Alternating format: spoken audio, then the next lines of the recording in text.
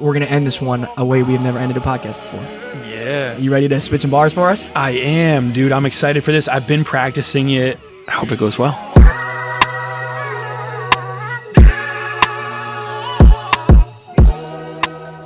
All right, Manny Colón, welcome into Forever Forward. Michael, thank you very much for having me. Yeah, man. Keep it. No, all right. Keep it. All Let's right. go. That's just how we are. That's us, man. You're right. This is us. Well, look, and for those that know me in real life, if you know me, you know Manny. We're like brothers. Even though people think we're brothers. We're not. Our entire families are kind of like intertwined because there's you and I who are the same age and best friends. And since we're older, we are older. we get to have certain privileges such as Staying up later. staying up way later. That's probably the best one. Yeah, for sure. There's also Michael and Sebastian, or Matthew rather, and your brother Sebastian, who are the same age as well. And then Emma and Viana aren't far off either. And then Kayla, she just got to kick rocks. Yeah, man. I'm the oldest all of four. Manny's the oldest of three. Yeah. So, but no, we've been friends for a long time, man. And, so we were at your place last night having a bit of a hibachi night. And I didn't realize that we had actually met way earlier than I thought we did. We met at the skate park. Yeah. And I forget my skater days, but I was a rollerblader. But I was a frequent at the skate park, man. Yeah. And I think you remember that story a little bit better than me. So maybe give like a 2-minute overview of how we actually met that first time. Yeah, absolutely. I mean, I don't remember everything in detail. I really just remember just being next to you after you had just done this big jump off like this pyramid looking cement thing that they had at the skate park. Yeah. And I remember just complimenting you like, man, you got a lot of air off that. And you were like, oh, really? Like, and I feel like that's pretty telling of who you are, even though it's such a short interaction. Like, I feel like you do downplay a lot of like the bigger, more impressive things that. Well, thanks for saying that, man. The skate park is an interesting place. You grow up quick when you go to skate park as a young kid, because you got like moms with their kids, and then you got kids of the same age that are like smoking cigarettes and drinking handles. But it gets dicey at the skate park. It gets dicey at the skate park. And yeah, man, it was fun, honestly. I think growing up, I would go there almost every single day. And I did rollerblade. And I actually had rollerblades as an adult, but I don't know where they're at. Anyways, you used to rollerblade around Boston, right? Yeah, so during COVID, when basically the whole world shut down, everybody left. And I stayed. And I bought rollerblades because the streets were completely empty. There's this building in Boston called the Prudential Center, which is like a big mall. Completely empty. I would go for runs in the Prudential Center. Wow. And so, yeah, I could rollerblade wherever I wanted in the middle of the road. It felt like I was like living in the apocalypse. What a unique time. I mean, when you look back on COVID, like there will never be another time where you go to some of these places like Manhattan or these big cities that are filled with masses of people. Yes. That for that period of time were just abandoned, like legitimately empty. Yeah, like I would go a week without seeing someone. Crazy. And I also was working for a company that like didn't really know how to work remotely, so like for that period of time I basically was getting paid but not working that much and doing whatever I wanted in an empty city. What do you think something positive that came out of that time period of COVID? Because I know like a lot of people talk about it with negative implications that like the COVID era was so bad, like, and there was a lot of suffering. Yeah, there was. But I think a lot of people had a lot of benefit come out of that time. Obviously not from like getting sick or anything like that, but is there anything like that came out of COVID for you that such that a good felt was, question? Like a benefit? Honestly, for me, dude, I learned how to be alone, which is like a really important skill. I mean, I lived with 2 roommates. They both went home. Like I said, I stayed. I didn't abandon my post. And, I think before that time, I felt very uncomfortable just like sitting by myself. Okay. I needed like to be stimulated, talk to somebody or go to a bar or whatever. And during COVID, like you don't have that option. So like for me, being able to just kind of like occupy myself during the day, whether it's like with fun hobbies or like reading a book or, doing some work, like I don't know if I had that skill before COVID. And now I certainly do, almost maybe to a fault. Like sometimes I just like want to be alone, maybe for like too long. But either way, like I think I needed that to like help me to find that part of myself. Nice. Yeah. I relate to that wanting to like be alone because sometimes like I feel like that's like why I like fishing a lot. Cause like I like to just go out. You do like fishing. Yeah. I like to like be alone out there and like Nina, who for the listeners is my wife. And we're going to talk about that. Yeah. We'll talk about you just got married. more. Yeah. But she doesn't really like, she actually doesn't like to be alone very much. Like she was like kind of like holding on to me when I was leaving. Like, I don't want you to go. Like, I'm like, Nina, Mike's waiting for me right now. So like, and she's watching this, she'll know what I'm talking about. Yeah. But it's good to have alone time. It's really interesting because, obviously, you know, I look up to you in a lot of ways, and you know, hopefully I'm not too far off from getting married myself, but I just moved in with my girlfriend, Caroline. Nice. And, you know, I wanted to talk about this with you on the podcast because, man, it's an interesting life change to be living with a woman, and to, you know, potentially be making that commitment soon. Like, how was that for you? Yeah, the transition, I would say the transition was really smooth for me. And I think it's going to be a lot different for a lot of different people. Like if you and your partner are both like living with your parents before you move in together, and that's like your first time really living alone together, that's probably going to be like such a huge shock to come live independently together for the first time. Yeah. Whereas, you know, I was living on my own, Nina had been living on her own, and we were basically like as close to living together before I moved in with her as we could have been. Like I would go over her house almost every single day, like stay over there until it was time to go home and go to sleep. And like we were cooking dinner together and stuff. Like we were, you know, I knew how she took care of her apartment and everything. So the biggest thing about the transition that stuck out to me has been how selfless you have to be when you live with another person. Because we all love to be taken care of, you know, like I love when like I leave a dish in the sink and it just like magically like goes back into the cupboard, you know? But I've just kind of had to be more thoughtful about like the work that Nina's putting in to make this house. I mean, it's not a house, it's an apartment that we live in. It's such a small space. Yeah. Any mess like stands out so much. And when I see it nice and tidy, like I think to myself, Nina did like a lot of work to make this place look this way. And I really appreciate that. And I want to show her that I appreciate that. And the way that I can show her is by assisting her in those responsibilities. First of all, it's tiny, but it's a beautiful little place you guys have. Thank you. Yeah, man. And it's funny, like I'm sort of having a similar experience. Like I just moved into a 1-bedroom in Manhattan with Caroline, and like she's so good. She'll like do the laundry and she'll like do the dishes, and like in the past, my roommate skills have not been the greatest. Let's put it that way. But I think it's been a crash course in like why it's so important to do that, because to your point, like we're now like a full on partnership here, and it feels really good. But it's been a transition for sure. Yeah, it's awesome. I don't think there's anything more rewarding than like two coming together as one. Yeah. You know, like you think about it in any phase of life, like the work that you're going to get done as a partnership is so much greater than the work that you can accomplish as an individual, as long as the two of you are on the same page and working towards the same goal. And it's the same in a marriage. When you come together with someone and you're living with them, the only way that the two of you can thrive together is if both of you are making decisions that have the other's best interest in mind.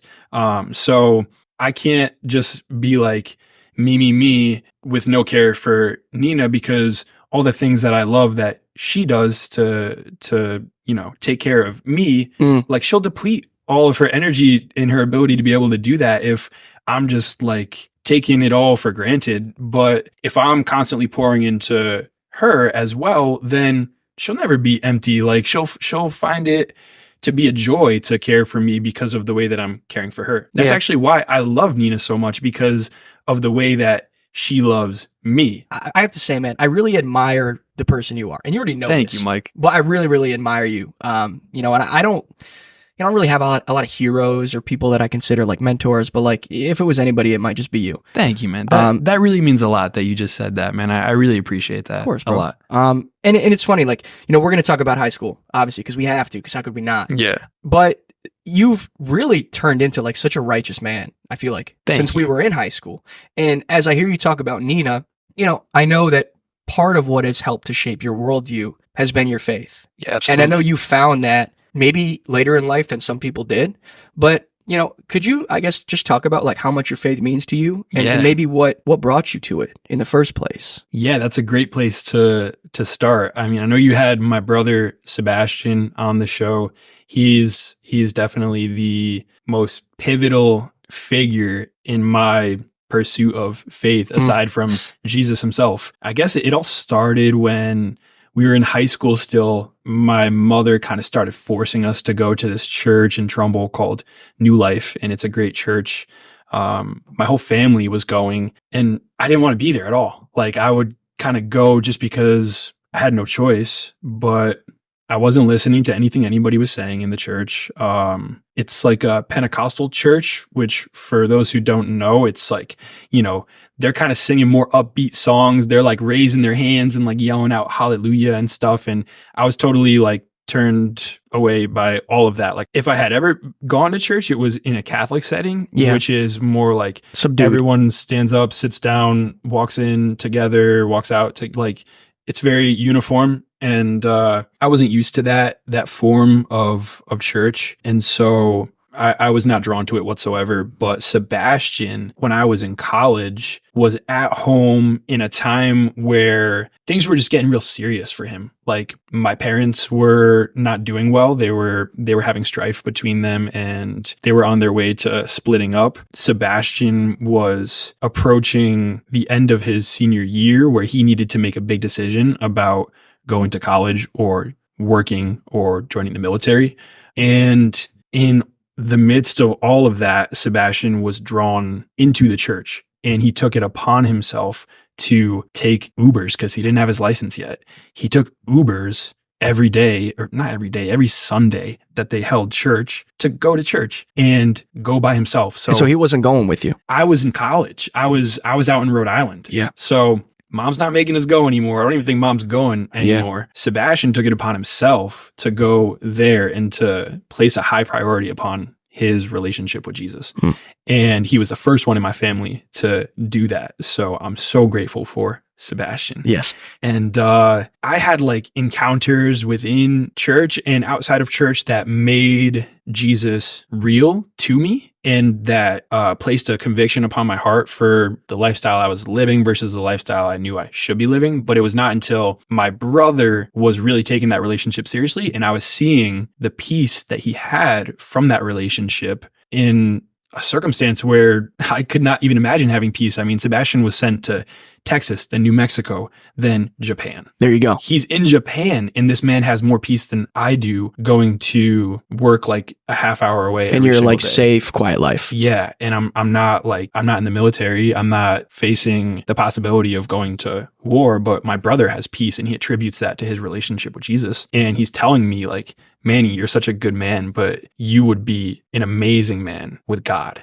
And so I started taking it seriously like he did. And it's so crazy because I'm the big brother. I'm the older brother. Like, I feel like I should have been the one setting that example, but Sebastian really took on that role in that period of our lives and encouraged me in the right direction. And I'm so grateful for him for that. And so I started going to church all the time with my dad, and we enjoyed the environment. It was like all of a sudden something shifted. Like, I'm going to the same church that I was just totally uncomfortable in a couple of years ago. And now I know all the songs that they're singing. Yeah. And I'm excited to sing them. And Sunday morning is actually what I'm looking forward to every single week. I still didn't know a lot about like the Bible or like who Jesus was or anything about like theology. I just knew that like these people have peace, and like I actually enjoy being around them because I go in every Sunday morning and I'm greeted by someone who seems to be at ease, and like I'm seeking that out. I'm seeking out like a safe haven where I can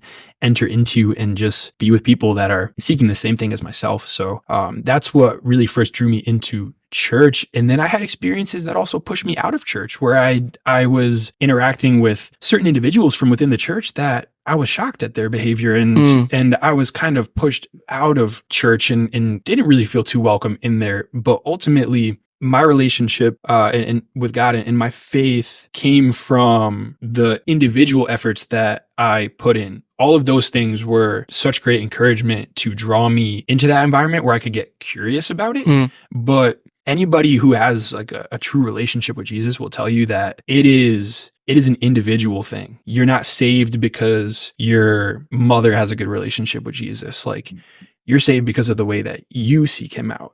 And I was working this job in Stanford at patio.com. It was like my first job in the office and I had so much free time on my hands. Like I would probably have an hour, 2 hours worth of work to do in the day, like an 8-hour day. In like an 8-hour day. Yeah. And so for the rest of those hours, I was reading the Bible on the computer and I was like, I claim to be a Christian, but I don't know anything about the Bible. Like this is the book that sets the framework for our belief system. Yeah. And I don't know anything about it. So let me start reading it. I kind of just went on Google, like how to read the Bible, like where to start. Yeah. And I just started reading and I started to learn and I started to gain wisdom and gain the peace that these people had. And I really started to change a lot when I gained that understanding.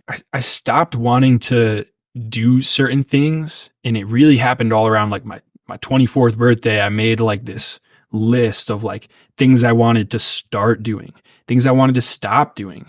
Like, what were some of the things you wanted to stop doing? I was smoking a lot. Yeah. I wanted to stop smoking. I stopped smoking on my 24th birthday and have never smoked again since my 24th birthday. Really? Yeah. That was the last day that I ever smoked. I was playing a lot of video games. I was wasting a lot of time on my phone. Yep. I was worrying a lot. And what about some of the things that you wanted to start doing?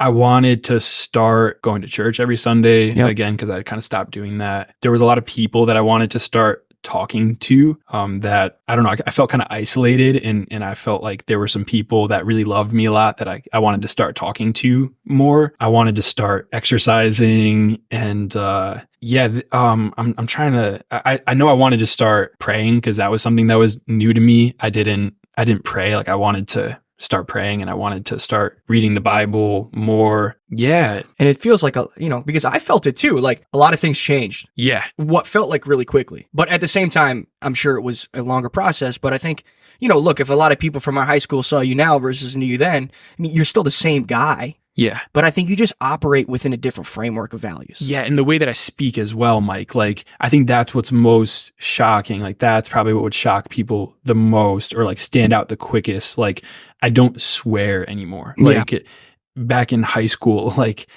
I didn't care what came out of my mouth. Like, I would kind of say whatever. And now I speak much differently. And it's not like I'm looking down upon people that still choose to use that language. I just like the Bible says that fresh water and salt water don't both flow out of the same spring. So in the same way, like blessing and cursing should not flow from your mouth. I'm going to use this mouth in a positive way, whereas in the past, like I didn't do that, and that was something that was hard to change because like swearing is funny, like it kind of like it like accents a joke like in a certain way, or like sometimes it just fits the moment sometimes. So that's one of the big changes that I made too. Like I wanted to stop swearing, and I did that. So, but what I like too is that, and we're not going to talk this whole time about faith, but like it's become an increasingly important part of my life. I never thought I would say that, ever, really. The fact I'm even saying that right now is still kind of surreal, and I'm still taking baby steps, but like, you were the first person ever to say to me, hey, you just might want to consider this. It was never like, dude, you need to do this. It was like, look, man, if you ever are open to it, we can just like have a chat. Yeah. And for me, as somebody who hates being told what to do, like if you had told me to do it, I never would have done it. But it was like an open invitation. Like, hey, take a look. There's this book, you can read it, we could talk about it, and we have done that. And I have been taking my own baby steps, and I do feel like, not that I was a bad person before, but like I do feel like I am aligning my life slowly towards a more righteous set of ideals. And I wouldn't have done that unless you had brought it up to me. And that's what I really appreciate about like your path in faith, is that it really has been about you, while also, I think, very kindly encouraging others that like, hey, maybe you could take a look at this as well. Yeah, absolutely, man. Well, thank you for saying that. It's funny to sit here and talk to you, right? Like just me to you. We kind of went from boys to men together. Yeah. Right? And I feel like we're still doing that, right? Like in some ways I'm still a boy, and in some ways I'm a man. But I think watching you really turn to like this righteous, values-oriented man, especially on your wedding, especially when you get married. Like, we're different now than we were back then. Yeah. It doesn't make what we were back then bad, but we're different now. And I'm just really proud and happy to have had this through it all. Yeah, I agree, man. I love our friendship. I love you, like, as an individual. I love being around you. There's really not a lot of people that I get like super excited to spend time with. but you're definitely one of them. And I've explained to you before why. Like, I love your perspective on the world, and I know like we're similar and like we're kind of goofy together and stuff, and that kind of like, you know, unites us. But I genuinely just love your sincerity, and I love your perspective. I love that you're, for the most part, very unbiased, and like you don't just take my side because I'm your friend. Like, you really do your best to place yourself in the shoes of everybody else. And I feel like to the point where you're actually able to understand what it's like to be that person. And I think that's such a great trait. So, and it's encouraged me to do the same. So it's a great friendship. I love it. I've loved the growth over the years. And I love the way that the future looks for us. Me too. You know, I feel like we have bright futures ahead, and we're on a good path. So I'm excited to see what the future holds for us. Awesome, man. Well, look, I think we talked a little bit about today, and we talked a bit about the future, but look, I think for all the serious stuff that we could talk about, I think we've had some laughs together, right? Absolutely. And so, it's probably worth us going back. Like, so look, I said we met at the skate park, and that was pretty rad. But then we met again in high school, right? And we spent a lot of time together in high school. Like, we borderline lived together in high school. And so, for context here, so Manny and I, we played 3 sports together. We played football, we played lacrosse, and then we also wrestled. And I think wrestling is something I want to talk about because it's such a unique sport. A lot of people don't even know what wrestling is.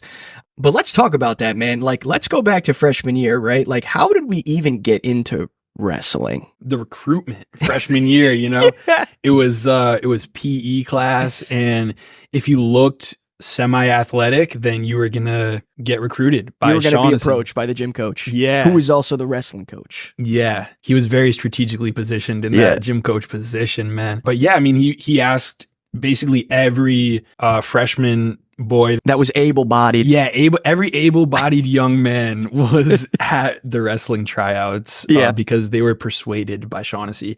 And I'd say like after the first couple practices, like half of them were gone.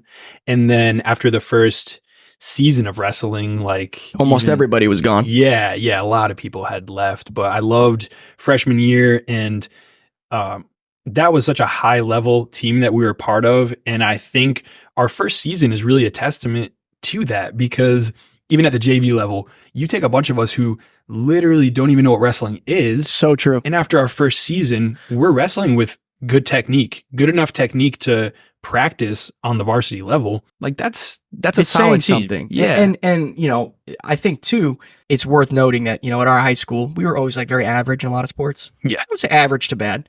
But with wrestling, like there was a culture that like we just win. I mean, we were dominant. And it was really cool to be a part of a team where the expectation was that you win. Even if you're going up against a team, like we had a couple teams in our conference. One of them was Danbury. That was always extremely good.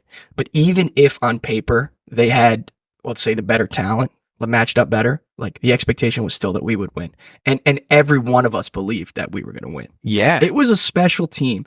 And we could share a couple funny stories about, some of the antics that we got up to. But like, I think fundamentally, like it was cool to be a part of that team. Yeah. And I think it was just cool to see certain personalities on that team and the type of aura that some of these guys had, where like when you're watching someone like Charlie Kane or his brother Tim, or even like Ebert go out on the mat, like that's somebody that is not going to lose. Yeah. Like, it's a great point. Like, it's kind of wild to just like watch somebody be so dominant at something that there is zero expectation that they could be beaten. Yeah. We knew this person is going to win this match. It's just a matter of like how long it's going to take them. It in a way, honestly, like we joked around at the time, but it was kind of inspiring. Like that was cool to see. It was elite. It was elite. And there was like, and like you said, like if I had gone out there and faced those same opponents, I would have gotten, hip tossed through a table. Yeah. But like these dudes would just go out there and manhandle these kids. And it was really cool to see. Yeah, it was. And I have a lot of respect for Shaughnessy and the type of team that he ran, because I mean, I coached like a JV boys basketball team, and I kind of just was able to put myself in his shoes and be like, wow, like high school boys are just tough. Like, they're not really easy to deal with, but he commanded respect, and he did a really nice job of creating this culture at Ward of guys that wanted to compete at the highest level. And he was just so involved in it. I know he was involved in the PAL. In the youth. Yeah. So like these kids knew him coming up as well. And he just put so much work in. And the product was a product of all the time that he had put in over the years. I know we were talking before also, I really just respected him for the way that he ran his team, in that the best person for the job was the one that got the job. It was strictly merit based. Yeah. You know, if you thought you were better than somebody, you could have a wrestle off with them. And if you beat them, you would start for that tournament. You know, there was no like taboo of, oh, this person's been here for a long time, or this person's coach's favorite. Like, no, coach didn't have a favorite. Like, coach wants to win. Yeah. And the whole team wants to win. And so if you're not the best person for the job, you're holding the team back, and you shouldn't be in that position. And it's funny because you actually had a similar experience. Yeah. To where you were sort of thrust up into the varsity spot, and we had a new wrestler join. And maybe you can even tell a story, man. Yeah, absolutely. I know that, you know, you said Devin actually watches the podcast. Yeah, so, yeah. You know, I could use his name, and you know, I have a lot of respect for Devin. We were talking about how Devin and, you know, Charlie, who I named before, who was probably the most elite wrestler on our team. Maybe on the planet. Yeah, maybe even in the universe. They became such great friends because they both were on the same page in terms of their work ethic and the amount of passion that they had for the sport. And I had found myself in this position senior year where I was the starter for like 152, I think it was. And I just wasn't passionate about it. I just was there because the weight was left vacant and I was the next best wrestler. And that was also Devin's weight. And he was putting in the work every single practice, whereas I was not. And there came a point where it was apparent that he was a better wrestler than I was. And we had a wrestle off, and he beat me. And it's not that I was trying hard in that wrestle off, but I didn't want to be the starter the way that Devin did. Yeah. And it showed when we wrestled and he won. And I remember Shaughnessy saying to me that when I was on my back being pinned, like, and I could see it, I could see him looking at me when we were on the mat. Like, he was giving me an opportunity to show that I was fighting to win that match, and I wasn't. And so he called it, and he talked to me afterwards about, you know, because he could tell that I was a bit upset. And it wasn't that I was upset that I had like lost the match or anything. It was that I was upset that I was put in that position to have to wrestle to determine keep who your would spot. start. Yeah, because I kind of had this attitude that since I had stepped up and done the team a favor, that I had secured that position, which is actually exactly the thing that I had told Shaughnessy about other sports teams that bothered I did not you. like. Yeah. And so in hindsight, I have a lot of respect for Shaughnessy and the way that he ran that team. I have a lot of respect for Devin and the seriousness with which he placed upon being a part of that Ward Wrestling team. And I have a great appreciation for having been on that team because, like we were talking about before, I've never been on a team where the expectation was winning in the way that it was at Ward Wrestling. And it's cool too because, you know, we were talking again off the air about, like, you know, for a lot of the wrestlers on our team, their career was defined by pins and tournament wins and New England titles and this and that. You know, and for me, who was a part of the team, but not necessarily the elite wrestler that everybody was, you know, for me, it was defined a lot by like unlikely friendships. Yeah. Right. And because it's funny, like if you took a photo of our team, I mean, you've got folks, all different types of people, right? Really quiet kids, really social kids, really smart kids, really, you know, not as academically inclined individuals. But like we kind of came together as this, like on paper, this ragtag group of guys and formed like not only an elite team, but just like a really big group of friends.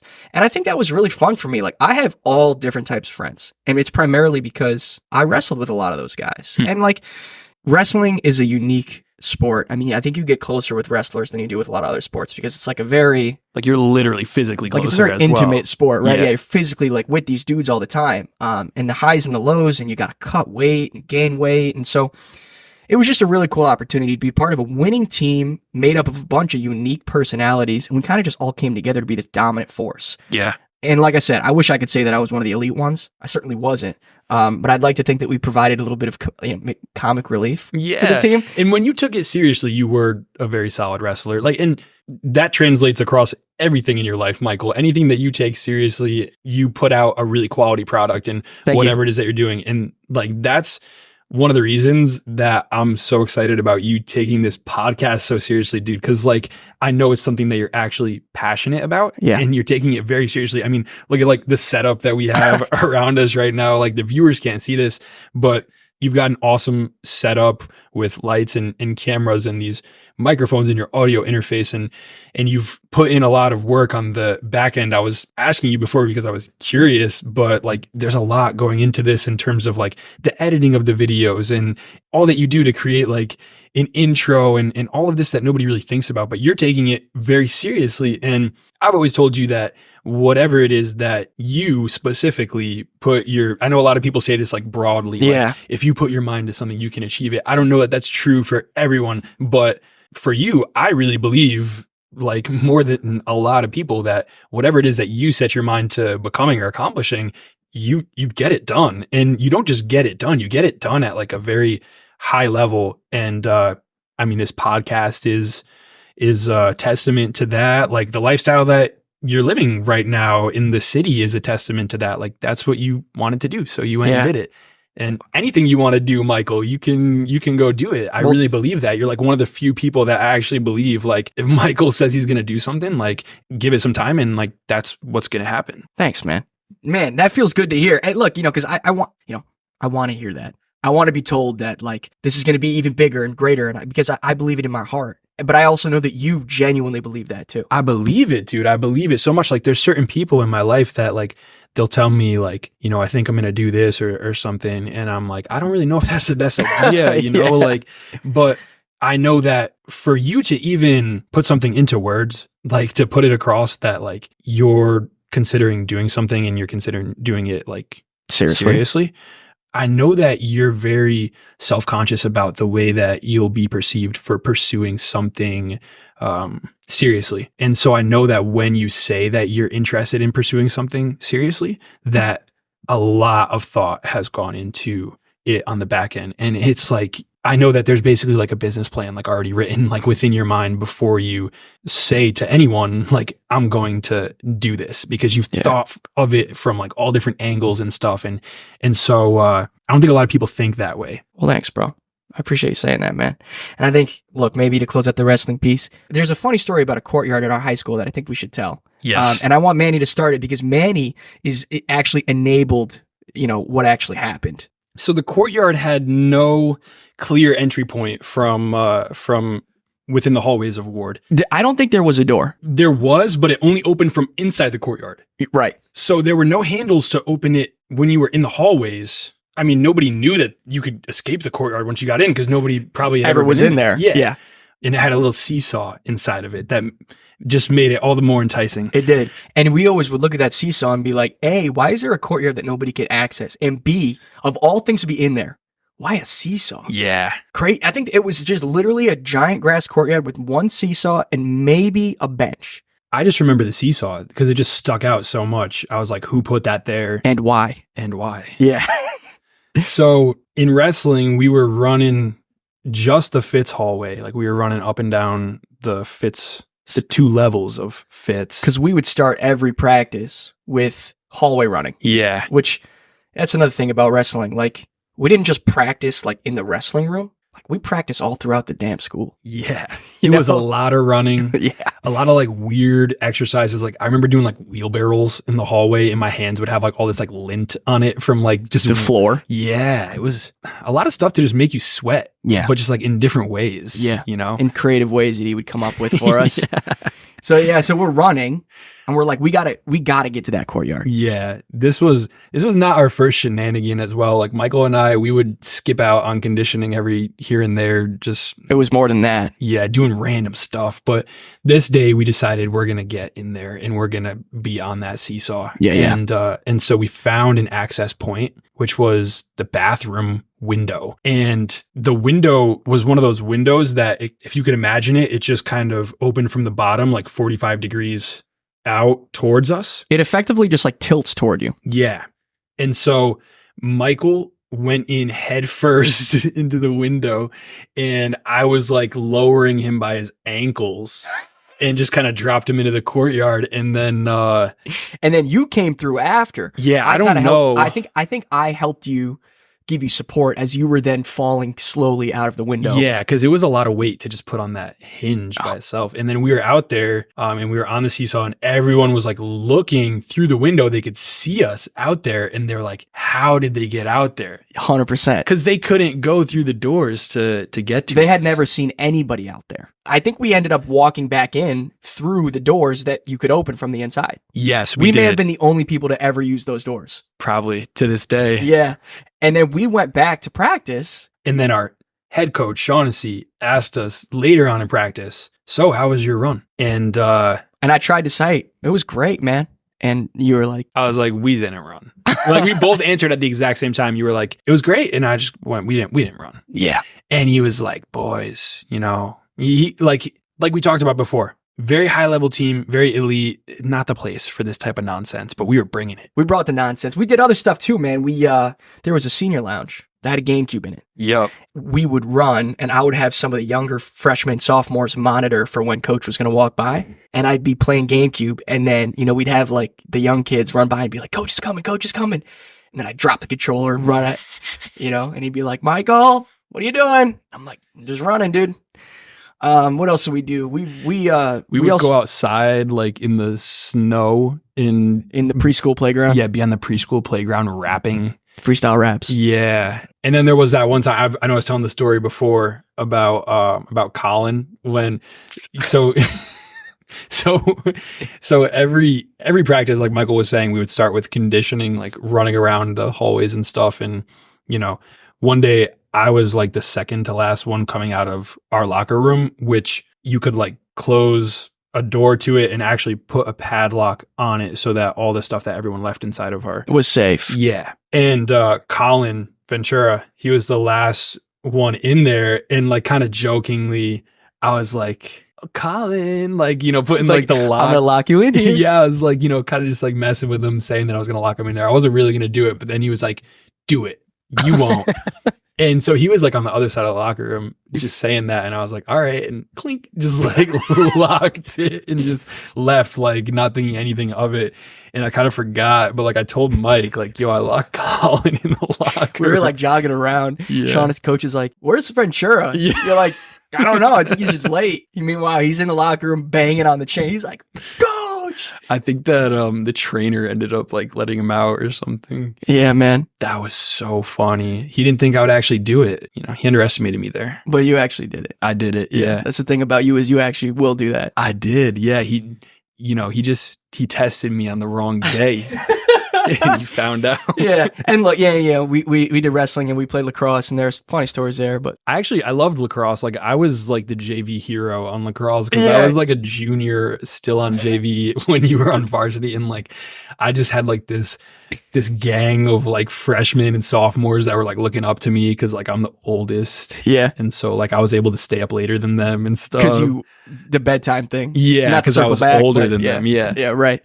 No, but that was, I love lacrosse. It was so much fun. And once I got to the varsity level of lacrosse, like I just wasn't skilled enough to like, I remember one time like cutting him being like, Manny, get out of my drill. He's like, I'm not mad at you. You're just messing up the drill. And You're I was like, all I right. get it. Like, it's fine. Like I think dudes used to think I was like really funny on varsity lacrosse because I was just bad. Like So they were like laughing kind of with you, but also at you. yeah, because I just wasn't on their level. Like Yeah. I was good on JV and then I was like the worst person on varsity probably. Yeah, bro. It is what it is. But yeah, man, I mean, look, I mean, it's good to be sitting here with you. I mean, this friendship really spans like the most formative years of my life, which is like age 15 to now. You're the only friend that I have. No, I'm playing.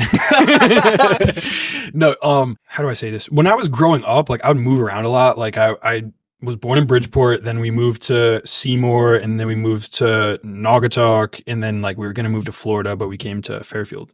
And so like pretty much throughout that whole span of time, like I never went to a school for more than 2 years. Oh, no way. So like yeah. a lot of people like grow up with friends and they're like lifelong friends, like because they knew each other from when they were so young. But like I don't have that. Like I don't have any friends from like when I was really young. So like Stephen Plotkin, like Who he's Stephen been on Plotkin, here. I went to preschool with, but like me and Stephen Plotkin went like huge spans of years, like without really being in touch. But like we're good friends now still, and I'm really happy about that. I love Stephen. He was one of your earliest episodes actually, but you're the friend that I made in high school and like we so quickly became like brothers. Mhm. It was weird, but I'm so grateful for that because I feel like that's a type of friendship that takes a long time to develop. And I was just still able to enjoy that with you in high school. 100%. And like, we're still just as close. Yeah. Even though we don't see each other like as often as I would like, we're still super, super close. And I feel like I said before, like maybe this is just what happens with every man, but I feel like we've both grown a lot. Yeah. And I see it even more with you just because I feel like, you know, you are distinctly like more just. I don't know. I think you see it just because I really underwent like a dramatic change from like 24 to 25. 24 is when like I started to become serious about my relationship with God. And it's also the same year that I met Nina. Your wife. Yeah. So like from one end of that year to the next, I was a completely different man. So, and I think a lot of people would attest to that. They'd be like, man, Manny is like different, better version of Manny. Yeah. I mean, I'm sure like when I, you know, posted about being engaged or whatever, like a lot of people were, I mean, even I say that about people that maybe like haven't seen me since high school, but like even my family was like surprised at the changes that I was making in my life and about the fact that I was falling in love so fastly and you know, getting engaged and all that. Like these were like big, huge life changes, but I think all for the best. All for the best. Right. I know. So there's two things that we're going to get to. The first and very exciting one is we're going to end this podcast with a rap from Manny. And I haven't heard it yet. And he wrote it specifically for this. So I cannot wait to hear this. But the other thing is I know you prepared a few questions. I did. And I would love to. I have them in my You have them in your notes somewhere. Yeah. But I don't often get asked questions on this. So I'm excited to hear what you have for me. Yeah. I almost feel like we should like switch seats or something. No. So the first question that I have, what is your favorite memory with me? And if you need some time to consider that question or any of these questions, I kind of like have some responses. Do you already? Yeah. Like I kind of have like what my answer to this question would be. Like my favorite memory with you, it's kind of like a random one, but you and me and one of our other friends, I'm going to like leave this kind of vague because it was kind of something that we weren't really supposed to be doing. Something on the more, you know, naughty side. Yeah. Yeah. All right. Something a little sketchy. All right. You, me, and one of our mutual friends were walking in the night from his house to a place that we were not supposed to be going. I know what you're talking remember about. What I'm talking about? Now I know what you're saying. Yeah. So a car started coming down the street. and our friend ran forward and hid behind a tree. And you and I, without saying a word, just dove over this stone hedge that was to the left of us and landed in like needles, maybe a river. Yeah. It was like not comfortable. Like we didn't know what was on the other side of that, but we both just like darted. Yeah. And I don't know why. I was talking to Nina about that memory because like I asked her these questions the other night at dinner. Like I was like, what's your favorite memory with me? You know, such a good, I got a couple ideas. So I'll give you the cop out one. Cop out one is your wedding was awesome. Oh, that was great. That's a cop out. Yeah. But like, it felt like a culmination of like our whole life. Oh, that's beautiful. Yeah, I get what you're saying. I guess I never really like thought of it from your perspective. Well, because it was your wedding. I'm not trying to make this about me, right? But like it felt like, and maybe you'll feel like that in mine. Like, oh, we're growing up. Yeah. So that was cool. I think another one that was really fun is a lot of people don't know this about us, but we actually made a mixtape. Yes, dude. Yeah. It's not on the internet anymore, and it won't go back on the internet. Never. That was let's put it this way. That was a different time. That was a different time, right? Man. For us and for the world. That was before we knew the Lord. Yeah, 100%. But that mixtape, creating that in this very room. True. Yeah, we were in this, and also like at my house on Brooklawn, and we did like a little photo shoot for it. We did like an album cover. Yeah. We put it out. That was one of the first times in my life that I was just like, hey, this is me. And like, I don't really care what you think. But it wasn't really us. Like we were being really vulgar in the raps, and like we weren't like rapping about stuff that was real. Yeah, but at the same time, I do think for us, we were just like having some fun with it. Now, the content of the raps, that's why it'll never see the light of day. Right. It was funny. It was fun. But I mean, I can't, that's the other thing about, like, I know I say I don't like swear anymore. Like when I rap, I don't swear anymore. And so like when I listen to that stuff, I'm like, whoa. You're like, just came out of my mouth saying that stuff and not thinking anything of it. But the raps kind of bang. Like the beats were awesome and our flow was good. Our cadence was really nice. But the words we were saying were just like totally inappropriate. I'll probably just end it on, we had some funny breakup stories over the years. Yeah, we did, man. Just getting dumped and being sad about it. That was also like, we laugh about dumped it. At the same time and be like, oh, like get new girlfriends at the same time, then we get dumped. True. Yeah, but that was crazy. Fun. So much heartache. So much suffering and so much hope. Now we just have such amazing women. It's a Yeah, blessing. man. All right, next question. If you could choose any person alive to come onto your show for your interview, who would it be and why? If I could interview one person, it would be Jordan Peterson. I like the way that he thinks. Like, I feel like he thinks and speaks a lot different than really anybody else that I've seen on like a podcast or an interview. And he also has done a lot in terms of like analyzing and presenting the Bible. And I'd just like love to talk to him. I love the way that Jordan Peterson connects the text of the Bible to like real life experiences that we all face. Yeah. I find that very fascinating.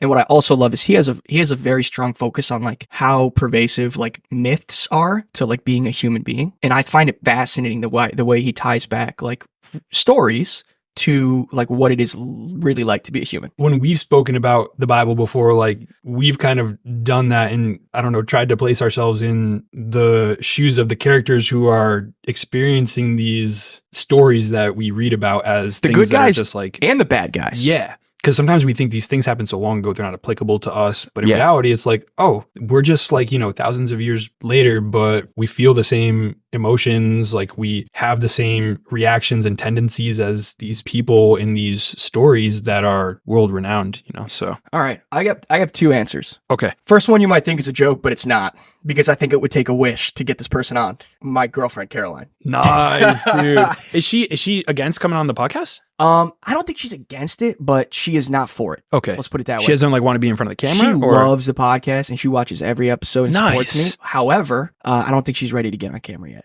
So it might take like a genie in a bottle to get her in the seat you're sitting in. I mean, you're going to be doing this podcast for a long time. So eventually She'll be on. she'll be comfortable with Yeah.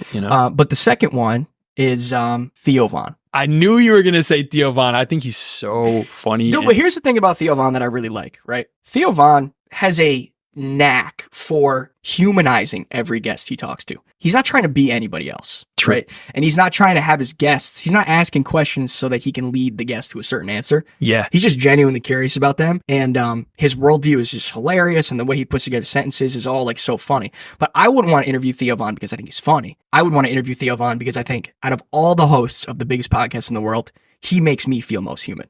Nice, dude. So that's why I would want Theo Von. Now, he is hilarious. He's conversationally funny. Like, it's almost like he has a good conversation with whoever he talks to. And like everybody that he talks to, he kind of makes them laugh. Like there's certain people that they just have one style of humor and you're like, oh, I don't think so-and-so is funny. Like, and you kind of just be like hard pressed against them. Like, I don't like their jokes or whatever. But like everybody that I've seen go on a Theo Von podcast, like they laugh. They also become more funny around him, right? Yeah. I like Theo Von also, not just because of how funny he is, but he's also very vulnerable often with his You're guests. so right. It's kind of funny to see like the stark contrast of him just being absolutely ridiculous and hilarious and then like talking about some really serious Like his things. relationship with his own like self-worth. Yeah. Or like his alcoholism. But I think he shows like the range of humanity so well. All right, this last one, probably the most serious question. What is the number one trait that you would hope for people to describe you with? You know, one of the reasons why I'm so grateful to Forever Forward. Like I created Forever Forward, right? But like in some ways I feel a little bit like Forever Forward came to me. Like I feel like I need this just as much as I feel like I want my guests to enjoy what I'm doing. Like I need this too. And what I want people to think of me in one word, and I don't want this to sound like a cop-out, but like radical authenticity. Like that's what I want people to do. And Forever Forward is allowing me to display this to people, but I'm not doing this as like a performative thing. I'm Mhm. doing this because like I felt a deep desire to connect more deeply with myself and the world around me. And I didn't feel like I was fully being who I meant to be. And so when people think of me, and to anybody listening, when they hear me speak or when they see me on camera, I don't want them to think I'm a good person or a bad person or a this or that. Like I just want them to know that I'm being me, Nice, dude. right? I am who I am. And it's not like if you don't like it, you can F off. It's not like that at all. It's just Yeah. I am who I am. And if you have an opinion on it, you have an opinion. Awesome, man. What about you? Well, I just want to say, first of all, I think that's a really beautiful answer. You said, like, I don't want to sound like a cop out, but like, that's a really beautiful answer to when people think of you, like, to just attribute authenticity with your character, like for that to be the defining quality of who you are is awesome, because someone that's very authentic, you know that you're going to get one version of that person regardless of what crowd you place them in. Exactly. You know, and so I think that's an amazing trait and beautiful answer. I really like that a lot. And it definitely shines through on this podcast 100%. Thanks, man. I definitely see that. Mine is, I would like for people to, and I don't really think that people would view me in this way, but I would like for people to think of me as brave, and not brave in the sense that like, charging into battle or like a fight or something like that. Like if that's what was required of me, then so be it. But, I think bravery more so just to stand firm in situations where I'm afraid. Yeah. I think fear is a requirement for bravery, and being brave doesn't mean that you're not afraid. You're just able to find it within yourself to be confident enough to do what you know is necessary and right, even in the face of like a very terrifying moment. And I feel like you have been extremely brave over the last 6 years. I feel like when you're confronting yourself and looking deeply inwards about like what you think is good about you and what could be better, like you have to be extremely brave to attack the parts of you that you know could be a little bit better. It's true. And I feel like your walk in faith especially has been one of the bravest things you've ever done. Thank you for saying that, man. You've devoted your whole self to this. I almost can't think of a more noble and brave pursuit than exactly what you've done. So you already are brave, and I think a lot of people would agree, but hopefully as time goes on, you just continue to do what you're doing. Thank you. Thank you for saying that, Michael. And I agree. It is scary. I think it's one of the biggest things that prevents people from pursuing faith is that they know their life's going to change. Certain people aren't going to want to be my friend anymore. I'm not going to be able to do certain things that... Not that you're not going to be able to do them, but you're not even going to enjoy doing certain things that you really enjoy. You might change your views on certain, activities you've done or things you're doing. And that is scary. A lot of times, if your whole crowd is like you and you want to become a different person, well, now you might be confronted with being alone for a little while you seek to find a crowd that you might fit into better on the other side of that transformation. I can imagine you felt that, but you continued to do this because you knew what was right for you. Yeah. Like, and with every bone in your body, like you are so deeply convicted in your faith, in your relationship, just in your life. And you have the courage of your convictions in a way that I don't know if I know anybody else that does. Thank you, Michael. So yeah, you are brave. Thank you, bro. Thank you for saying that. And I know we're going to end this one a way we have never ended a podcast before. Yeah. You ready to spit some bars for us? I am, dude. I'm excited for this. I've been practicing it. I hope it goes well. All right, bro. Ladies and gentlemen. Are you excited as me? What an honor, I'm delighted, I'm invited to speak. But the cameras make me nervous, Mike, I might even tweak. Now I'm playing, I've been praying every night of the week.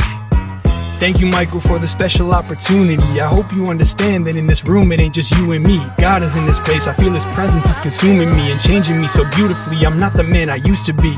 Years ago I started chasing the fame, wanted everyone to recognize my face and my name. But instead of blowing up, I grew complacent and lame. I was making up excuses, I was placing the blame.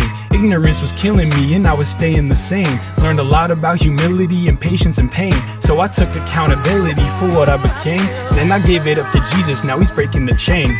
Making a change, I feel like doing it right. Like my past is erased and my future is bright. Every day's an opportunity, I'm proving that's a fact. By moving forever forward, man, I'm never looking back. Said I'm making a change, feel like doing it right. Like my past is erased and my future is bright. Every day's an opportunity, I'm proving that's a fact. By moving forever forward, man, I'm never going back.